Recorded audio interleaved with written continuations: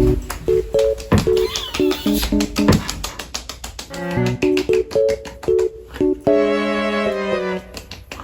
have TMJ, don't make fun of me. Hi, my name is Makasi. Welcome to my channel. Thank you for tuning in. Thank you for clicking this. So, I know this isn't fashion related, but this is something that I'm very invested in, and it's an important topic to me. It's very close to my heart, and I want to share it with you guys. So today I want to talk about North Korea, but I'm not talking about the nuclear crazy dictator. I want to talk about something that's more important, something that you and I can relate to. The people of North Korea, the innocent people. My credentials. I know a lot about North Korea. I watched countless documentaries, I read countless news articles, and I just want to talk about it, and I want to highlight it because it's a topic that's very important to me. I've said that already. Anyway, okay, so I want it to be from my perspective, and then I'm gonna make it a bit more fun. I'm gonna spice things up, I'll make it relevant, I'll make analogies and compare it to other things, so like pop culture, fashion, K-pop, I'll make it easier to digest. So this is like news for Zoomers, news for millennial, But I was born in 97, so we're neither Zoomers or millennial, we're just the press. That's it. Oh, if you can't take the leap of faith, to trust a kid who has constantly put out fashion content to talk about geopolitical problems, I guess you can check the description. I guess, if you need to double check my sources. But what kind of world are we living in when we can't trust a guy who constantly posts about fashion to talk about geopolitical problems? My God. Oh, man. The life I won. Fuck. I want to talk about why North Korea is still up and running. And I want to I want to argue that it's in due part because of China, South Korea, Japan, Russia, and America. So before we get started to the meat of the video, we have to, study a little bit about North Korea. So here we go, history lesson. All right, so we're just gonna broad stroke this bitch because the main pieces are later on in the video. So let's just go as fast as we can. So 25 million people. The current leader is Kim Jung Un, located in the northern half of the Korean peninsula. Founded in 1948 when the US and Soviet divided the continent after World War II. And the division line is known as the 38th parallel. It's very famous.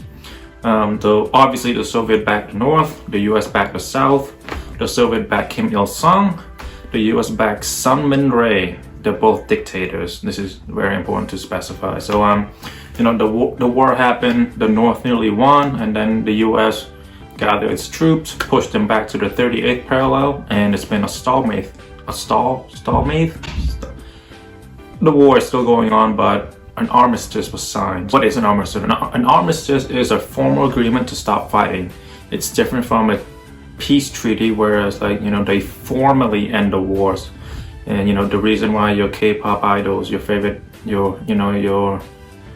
K-pop idols group have to go to war is because they signed an armistice instead of a peace treaty. So Jungkook has to stare down the barrel, and his North Korean fans will be like, that's not my idol right now. I'm gonna shoot this motherfucker, no matter how great its hair look. Alright, so the war ended. 38th parallel, north of the country, south of the country. They both claim that they own the whole Korean peninsula. So, Kim Il-sung. So, he introduced something called chuche. It's the idea of self-reliance. So, that's why they closed the country. That's why it's called the Hermit Kingdom. So, Kim Il-sung died of a heart attack. And then Kim Jong-il, a movie addict, took over.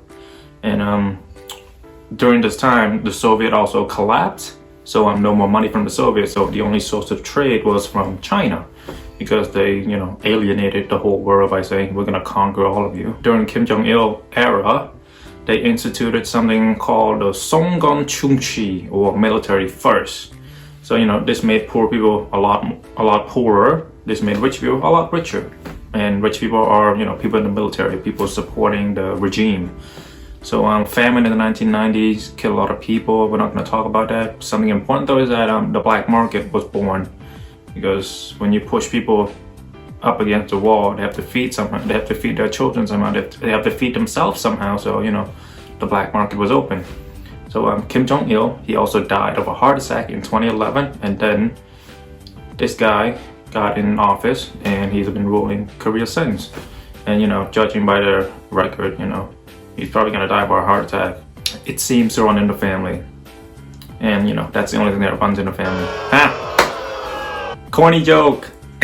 We're gonna talk about mainly 4 countries, so let's do the 2 that are somewhat relevant, but not too much. So we're gonna do Russia first and Japan. So why doesn't Russia want North Korea to fall? Well, first of all, America has a great relationship with South Korea, so and America has a lot of troops and military bases in South Korea. If Korea were to unite, that's pushing American troops upward to the Russia border. Here's the map of North Korea and the border with Russia. It's only about 11 miles long, and it's 12 miles long in maritime border. So and there is a friendship bridge over the Tumen River. And if North Korea were to fall, there's gonna be a lot of migration going to Russia, going to China. I will get to China in a second, but you can see why Russia doesn't want North Korea to fall. American troops will be on their borders, and they have to deal with the immigration. And Russia is currently using North Korea as like a buffer zone. Okay, so why doesn't Japan want the Korean peninsula to unite? Well, it's mainly economic and military. There is a rich history of like Korean hating Japanese, Japanese hating Korean. Like if you just do a quick Google, you'll find it.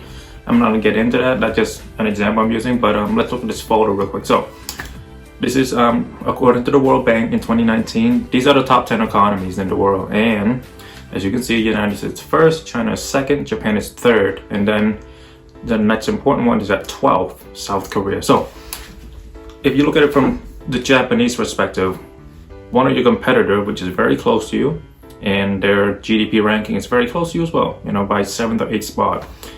Just imagine your enemy double its size, double its workforce. It's not going to be good for you. They're going to steal your market. If South Korea gained 25 million people, like in 30 to 40 years, they will be able to educate most of those people, and they will start to get high paying jobs. They will be able to do those high paying jobs after their education. But in the meantime, those people can still work in the factory. So however long you see it, South Korea is going to be a threat to the Japanese economy if the Korean peninsula were to unite. Like just imagine your enemy adding 25 million people. And they both compete in the car industry, in the electronic industry, phone, laptop and all that.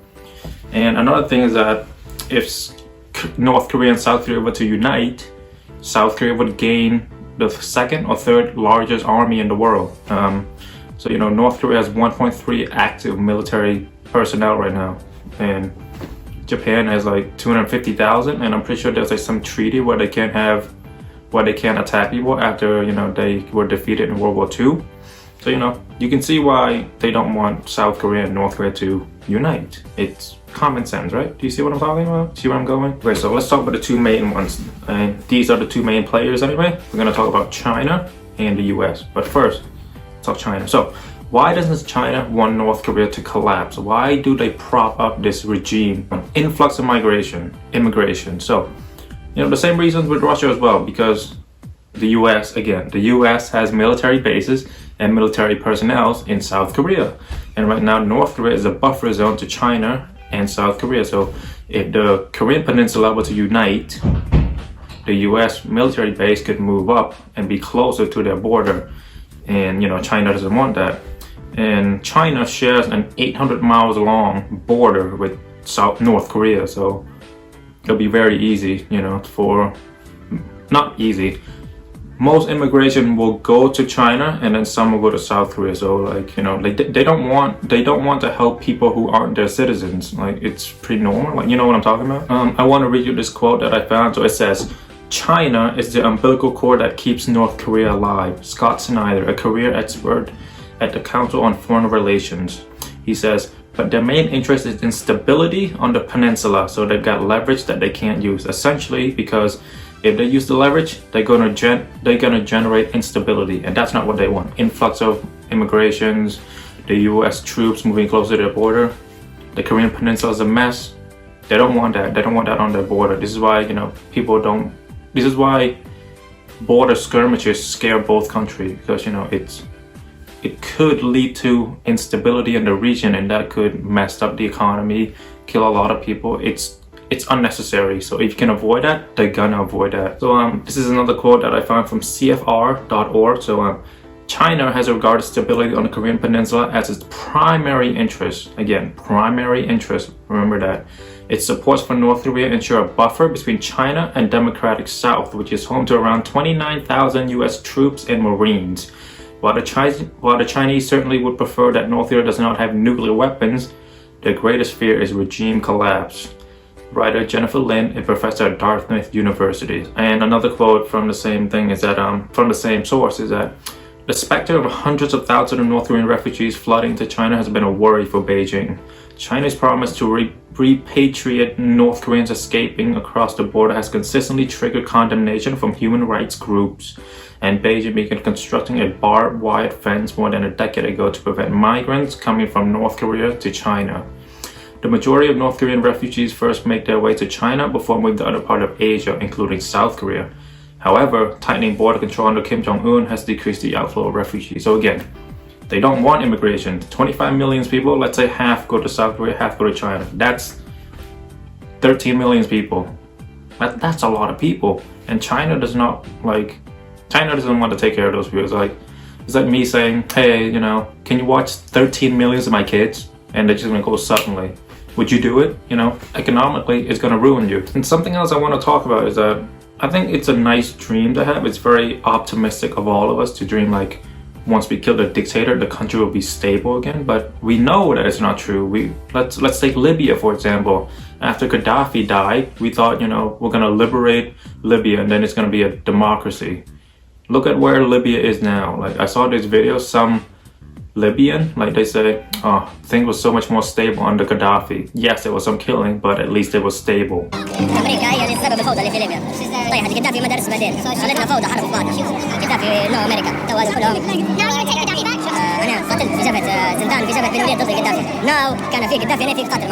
It's a nice dream to have, but you know, the world don't become better, you know, once a dictator falls. Someone else will take control. There's a power vacuum. Military groups will fight against one another and then try to take control.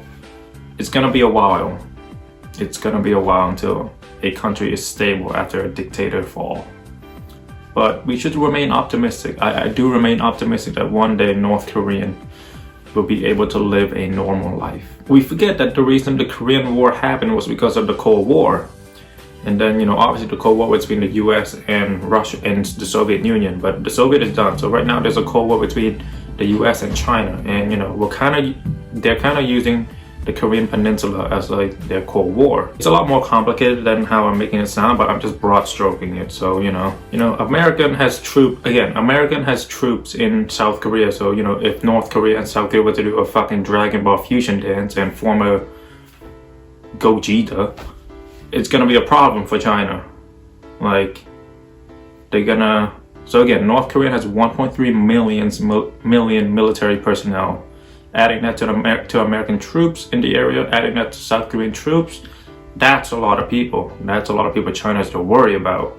And you know that China, a communist state, doesn't really get along with America and South Korea, a democratic states. So it's gonna be very weird. It's gonna be very weird. And you know, it's also not illogical of China to be fearful that, you know, the US government won't leave. So let's say South Korea and North Korea were to unite. South Korea can be like, hey, you know, we don't need you anymore. The threat of North Korea is gone. You want to go home? When was the last time America went home early? So America, why doesn't America want North Korea to collapse? You know, it's not simple, but I'll try to make it as simple as possible. So again, America doesn't want North Korea to collapse because they have military personnel and military bases in South Korea. They're propped up there because, you know, they're there to defend the South Korean from the North Korean dictator. And it's kind of more for show rather than anything, because if you ask any South Korean, like they'll be like, yeah, you know, North Korean, they shoot their missile into the water every once in a while. Like, we don't care. Like, if you ask any South Korean people, and I will provide quotes later to support my argument here, is that they don't care about North Korean doing all this shit.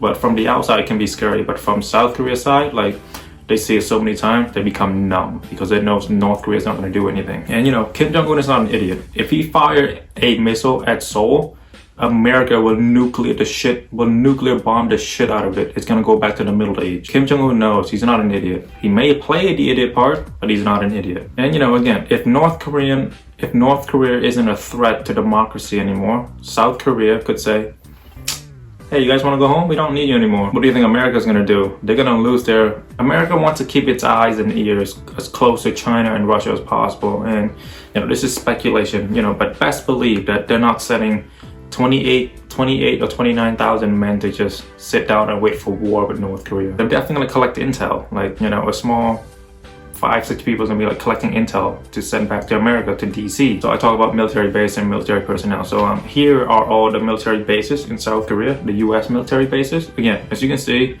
1, 2, 3, 4, 5, 6, 7, 8, 9 to 10. That's a lot. Can we agree that that's a lot? This next photo here is just to show you the actual numbers of how many military men and women are in South Korea, the US anyway. So 28,500. And this was according to the New York Times, so you know, they're credible. And you know, North Korea can shoot their dumb dildo into the water whenever. And you know, like, they're just shooting rock into the EC. Get it? EC? I'm not calling Sea of Japan. Come on South Korea.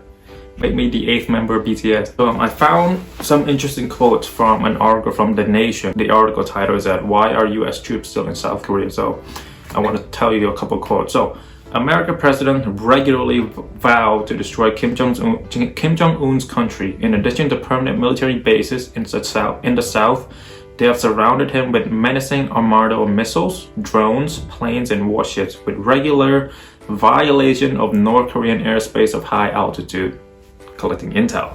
And he is the target of annual 2-month-long US-South Korean military exercise involving tens of thousands of troops. And essentially they're practicing how to decapitate him. The beauty of America is that they have an advantage. They have 2 oceans between them and the other powers around the world. They have the Pacific and Atlantic. So you know, it's gonna be a while until North Korea has a missile that can reach the mainland. So I found another article from NPR, and it's about this journalist, and her name is Jean H. Lee. So she interviewed 2 people, one from the older generation, one from the current generation. Let's talk about the old one first. The old woman, her name is Yonghwa Chon. So she wants reunification. She's the older one, the boomer. So here's a quote I want to read you. We're not foreigners, we're one nation. I hope we're able to find peace.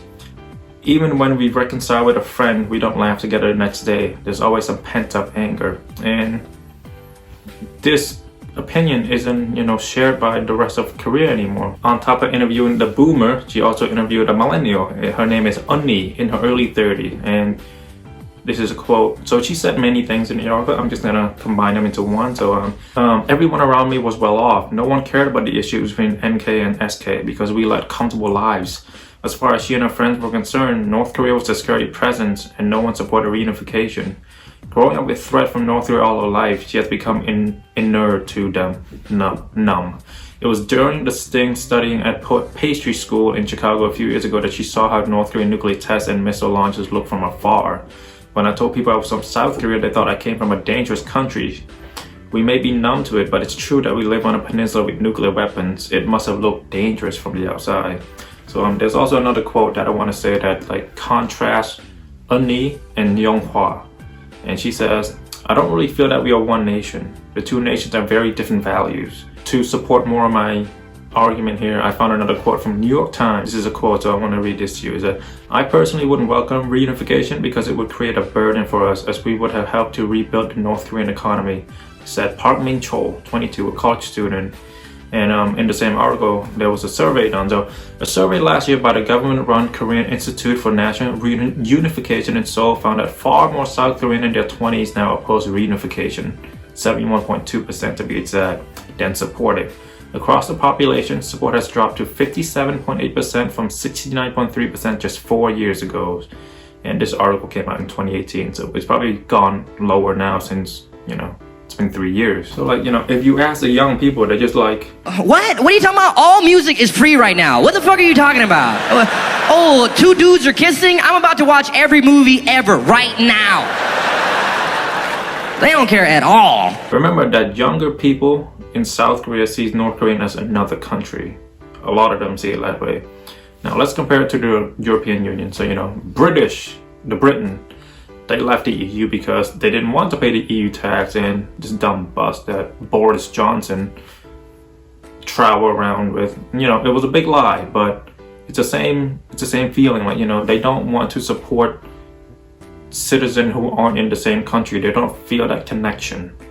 That's why British don't want to support Greek. That's why Germany don't want to support Italian, whatever it is, you know what I mean? So, you know, we can't fault South Korean people for not wanting to take that burden, the cost of bringing 25 million people, you know? Like, jobs are already so tough to get in South Korea. Everything is super competitive. It's like telling a bunch of runners, hey, I know you've been training for a while, you know, you were gonna run against 5 people. But we just found 25 million more people, and they're gonna be in the race as well. So speaking from the government perspective, the South Korean government perspective, why would we want that? Why would I want that? You know, sure, sympathy, blah blah blah blah blah. But economically speaking, which is a lens that a government uses all the time, they don't look at a situation from any other lens. They look at it from economic. So, you know, the government role is to provide jobs, healthcare. Yeah, America, I'm talking to you. Healthcare, start providing it. You know, infrastructure, trash pickup, bridges, education, public buildings, blah, blah, blah, blah, blah. Introducing 25 million people, the money gotta come from somewhere, and you know damn well they're not gonna get it out of their paycheck. They're gonna pass that on to the South Korean populations, the citizens of South Korea. And that's a lot of money, you know. Tax will rise. You know, South Korea economy could falter, could go into recession. South Korea economy is already so weird, the way they propped up big businesses, like the way they prop up, the way they propped up Samsung. Like, if you do a quick Google search, you'll know that, like, you know, like a government is literally backing Samsung, like company. So if Samsung were to fall, South Korea economy is gonna get fucked up. I found an article to further support my statement about, you know, why the South Korean government wouldn't want to reunify with North Korea. So, you know, according to CBS News, this was written in 2018, so, you know, still somewhat relevant. It would cost around $3 trillion. Now you may say, well, you know, Germany did it. Well, Julian Harding, she's a very good journalist. She also provided that. She covered that as well. By the way, hi München. The quote goes, didn't Germany do this successfully a couple of decades ago? Yes, but consider that East Germany was in much better shape to rejoin a market economy than North Korea. The GDP per capita is $33,200 in South Korea and $1,800 in the North. William Parker, CEO of East West Institute, told CBS Money Watch. If you compare those numbers to West and East Germany, it's a completely different ball game. The per capita GPA ratio, there was an estimate between 7 or 10 to 1 as opposed to 40 to 1 in the case of South Korea and North Korea. Now you kind of see from the government perspective and the South Korean people why they don't want reunification. So let's talk about why Kim Jung Un refused to give power. And it's rather simple. But before we get into that, I want to say this. If you were to get something from this video, I want you to listen from here until the end. These are the most important part. If you remember everything, remember here until the end. You can forget the first half. So something I want to say is that we should stop listening to propaganda by the news, by the Western news, to demonize the people of North Korea. They're innocent. They're people like you and I. They're not doing anything to you. The North Korean government is, the regime is, but 25 million North Koreans, they're not doing anything to you. Why are you villainizing them? You know, they're like you and I. We're all people, but the difference is that they're struggling a lot harder than we are.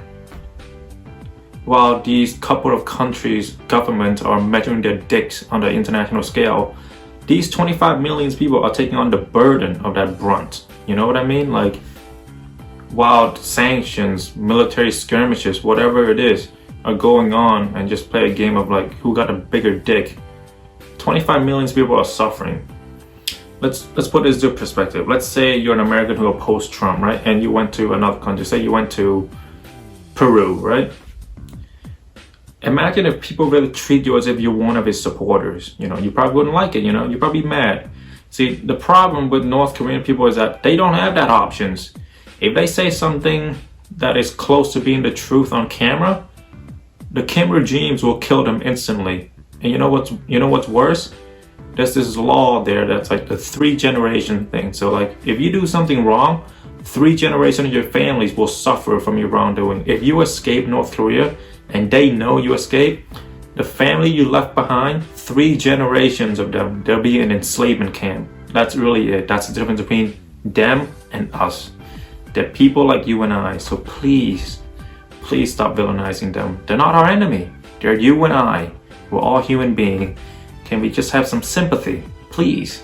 Okay, anyway, back to the video. Back to the original point. I lost my train of thought for a second. So I found another. So this is the same article from The Nation. You know why the U.S. troops are still in South Korea. So it says another reason why North Korea has nuclear weapons and why they won't give up. Why Kim Jung Un wouldn't just say, "Take my nukes, liberate my country, let's just free my people."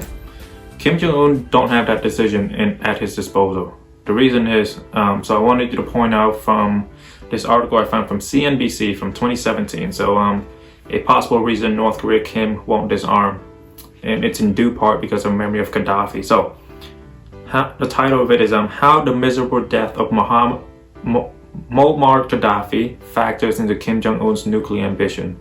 And if you just read the first 3 key points, it's rather straightforward. North Korean leader Kim refusal to disarm may be due to memories of the downfall of Libyan dictator Gaddafi. Gaddafi surrendered his nuclear weapon program in response to Western demand in 2003. He was killed later on by NATO-backed rebel force in the Libyan civil war 8 years later. The moment that American troops and NATO-backed troops and UN-backed troops, whatever they come from, whenever we all decide that we're sick of Kim, we're gonna storm the beaches, the people will make sure that he looks like the pig that you see in Chinese New Year's. They all hate him. Trust me, they all hate him. North Korea, the regime, the dictator regime, is propped up by government from around the world because they are too scared that they might have to provide human rights to 25 million people. And those 25 million people are suffering as we speak. 25 million people. Now imagine if that was one of your friends who are suffering. Let's say, I'm not gonna even make it better. Anyway, okay. You know, these governments are afraid that they're gonna have to show compassion to 25 million people using fucking fiat money that has no inherent value if we all one day decide we don't trust that money. The only reason money, our currency, has value or not because we give it value. That's really it. It's something called fiat money. It's not backed by gold, it's just backed by your trust in the government. Everything is so fake in this world. Stop this dick measuring contest and just help 25 million people who are suffering from malnutrition, slavery, and poverty. Like, can we just all come together as one and, you know, can we all just become Gal Gadot and sing a song Imagine to support this cause? Please, okay? Okay, obviously I'm joking, but I do want to show you this picture. This picture right here. It says over 43% of North Koreans are malnourished. God damn, that thing got my tongue. You know, it's unfortunate, but I don't think Korean reunification will happen in my lifetime unless, you know, something drastic happens in the next few years where the US and China can agree at the UN meeting because, you know, they have the power. But anyway, my opinion on the thing. I simply want to see North Korean people just enjoying themselves and like just enjoying the tech and innovations that they've missed out for like half a decade or half a century. I mean, like let's say North Korean fall, the regime fall. I just want to go to North Korea and meet all the men from like 16 to 20 to be like, dude, you don't have to masturbate to your imagination anymore. Here, I'll show you a website, Pornhub. Like you can jerk your dicks off. Like they have so much content, you know. Oh, you don't know which porn star to start? Well, you know, Subscribe to my YouTube channel. I highlight one porn star per week under my video. Start there. Speaking of this week, porn star is August Ames. Rest in peace, a legend. You know, she has an amazing filmography. Check her out. The optimistic side of me wants to see North Korean falls or liberated in my lifetime so I can visit it. I just want to see North Korean people be happy. Like, they've gone through so much as a nation. 25 million people, they've gone through so much. I just want to see them eat ice cream, wear Rick Owen, wear Raph Simmons, wear Celine, by Phoebe, you know, just enjoying their days out, walking, knowing that they don't have to fear the Kim's regime anymore. Like, they can say what they want, they can just voice their opinion on anything, and they won't get killed for it. I just want normalcy for those people, and I don't know, I watched so much documentaries, I read so much about what life is like in North Korea.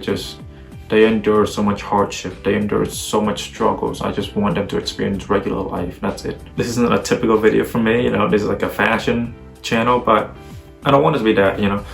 I have a lot of interest outside of fashion, and YouTube is like an outlet to let me express my interests, my opinion, and this is one of them. But don't worry, I'll get back into my fashion videos. I'm gonna continue to do them, but I also want to venture out to do video about my other interests. Do look into North Korea. Do sympathize with 25 million innocent people who are just struggling every day. You know, they're human beings just like you and I. They're people. Please don't read the propaganda that North Korea wants us all to die. Those people are only saying that on video because if they don't say that, Kim is gonna murder their whole family for 3 generations. They don't hate us, the US people, the US citizens. They hate the US government, they hate the North Korean government, but they don't hate us, you and I. They don't hate us. They just want peace, they just want normalcy. I just want normalcy for them. But you know, like, they can't say that in a camera. They can't say, oh yeah, Kim's really bad, please come help us. They will get murdered, cold-blooded, maybe right as he or she finished that sentence. I do have one wish though, and this one involves you guys. If I were to be right, and if I were to die before North Korea were to be liberated, I do want you to look up to the sky and just tell me that North Korean, you know, they are enjoying their normal lives again. That's all I want. Anyway, yeah, well, that sounds like a good ending to this video. Thank you so much for watching. Have a good day.